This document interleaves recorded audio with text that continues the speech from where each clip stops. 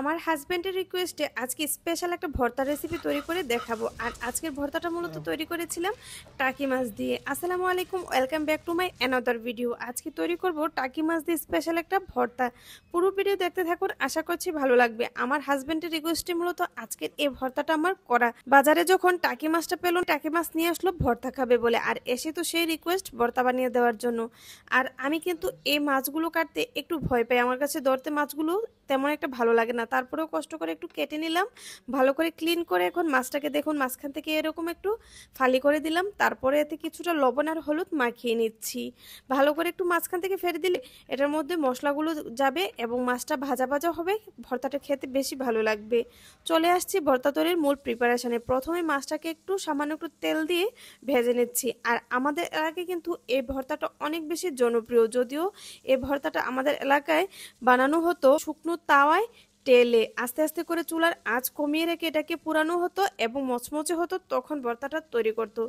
যদিও আমি এটাকে তেলে ভেজে নিচ্ছি, কিন্তু এই ভর্তার টেস্ট কিন্তু খুব একটা ফারাক হয় না, তবে খেতে কিন্তু দুর্দান্ত হয় এই ভর্তাটা। আর সাইড থেকে কিছু কাঁচামরিচ দিয়ে দিলাম। দেখুন আস্তে আস্তে করে মরিচটাও ভাজা হচ্ছে, মাছটাও একটু উল্টে পাল্টে ভেজে নিলাম। এখন কিন্তু অনেকটাই ভাজা হয়ে গেছে, চুলা থেকে নামিয়ে নিচ্ছি।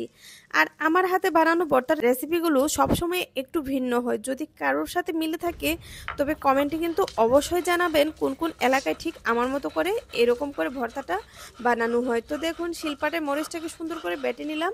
এখন যে মাছগুলোকে ভেজে নিয়েছি এগুলোকে নিয়ে আসছি।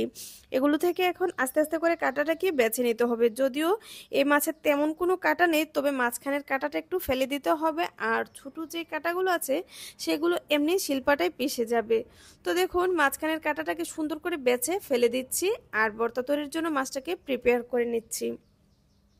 এলাকাভেদে কিছু কিছু খাবার আছে স্পেশাল হয়। আমাদের এলাকায়ও বিশেষ কিছু রেসিপি আছে যেগুলো কিনা একবার খেলে এর স্বাদ কখনোই ভোলা যাবে না।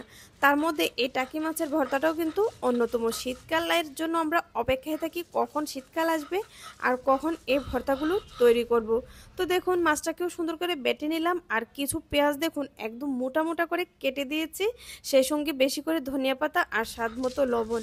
পেঁয়াজটা এরকম করে দেওয়ার কারণ হচ্ছে যখন মুখে পড়বে কামড়ে তখন কিন্তু ভর্তাটা খেতে দারুণ লাগবে। আর আমি কিন্তু আমার প্রায় অনেক ভর্তাই কিন্তু যারা আমার ভিডিও দেখেছেন তারা তো নিশ্চয়ই দেখেছেন যে আমি পেঁয়াজটাকে ঠিক এরকম করে মোটা মোটা করে কেটে দিই, যাতে করে ভর্তাটা খেতে অনেক বেশি ভালো লাগবে। এই মুহূর্তে যে একটা স্মেল এসেছে সেটা কিন্তু মুখে বলে প্রকাশ করা যাবে না। বিশ্বাস করেন এত সুন্দর একটা স্মেল, এটা না বানালে কখনোই বুঝতে পারবেন না।